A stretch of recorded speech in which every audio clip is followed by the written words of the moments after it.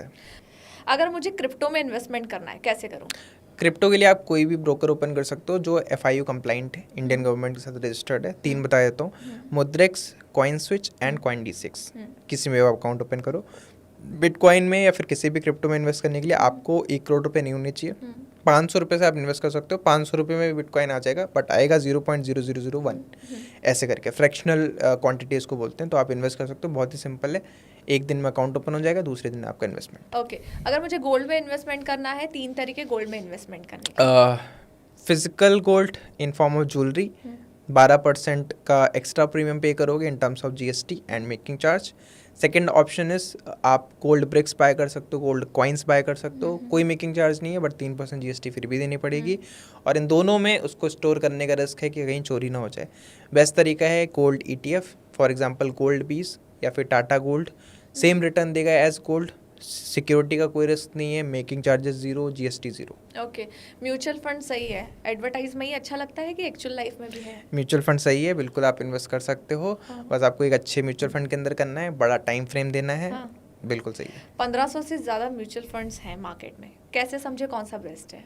पहले तो AUM check कर लो, 10,000 करोड़ से ज़्यादा का होना चाहिए। एक्सपेंस रेशियो 0.75 से ज़्यादा नहीं होना चाहिए। एंड थर्ड, एग्जिट लोड आप देख लो कि अगर आपको जल्दी एग्जिट करना है तो उसके अंदर 0 एग्जिट लोड होना चाहिए। मतलब 1 साल से अंदर अगर आप बेचते हो तो काफ़ी म्यूचुअल फंड्स आपसे चार्ज करते हैं उस चीज़ का। तो अगर आपका ऐसा ख्याल है, करना चाहते हो, तो उस चीज़ को ज़रूर चेक करो। अगर मुझे टेक्निकल एनालिसिस करना है, कौन से 5 टूल होंगे जिस पर मुझे ध्यान देना है? तो अगर आपको टेक्निकल से सीखना है, सबसे पहले तो आप कैंडलस्टिक सीखो, सबसे ज़्यादा इंपॉर्टेंट है। और सिर्फ ये नहीं पता होना चाहिए कि ये डोजी है और ये हैमर है।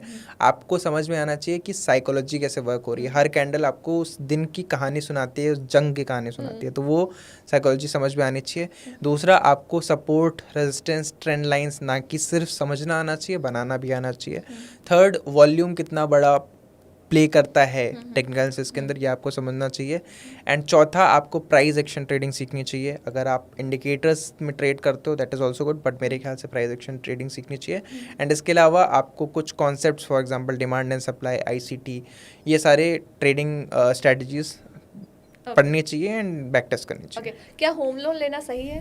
होम लोन लेना बेस्ट डिसीजन है मेरे ख्याल से। अगर आपके पास पैसे पड़े हुए हैं, इट इज़ बेस्ट कि आप उस पैसों को इन्वेस्टेड रहने दो।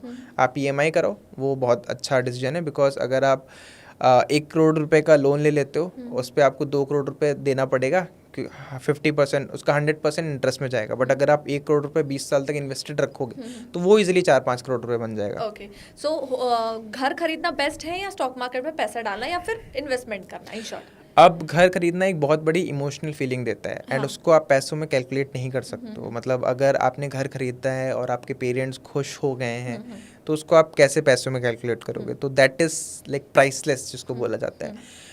बट अगर आपके लिए वो फीलिंग इंपॉर्टेंट नहीं है, if you not so much emotional कि नहीं है घर होना ही चाहिए, तो इट इज़ ऑलवेज बेटर कि आप इन्वेस्ट करो। बट आपके अंदर फिर वो डिसिप्लिन भी होना चाहिए। बट मुझे लगता है कि हर इंसान को एटलीस्ट लाइफ में एक घर तो होना ही होना चाहिए।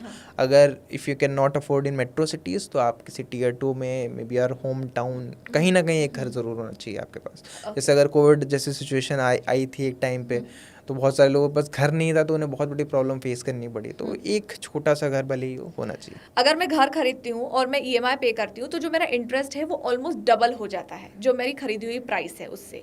तो अगर मुझे वो इंटरेस्ट बचाना है तो मैं क्या करूँ? मतलब 50 लाख के लोन पे 50 लाख का इंटरेस्ट देना पड़ता है।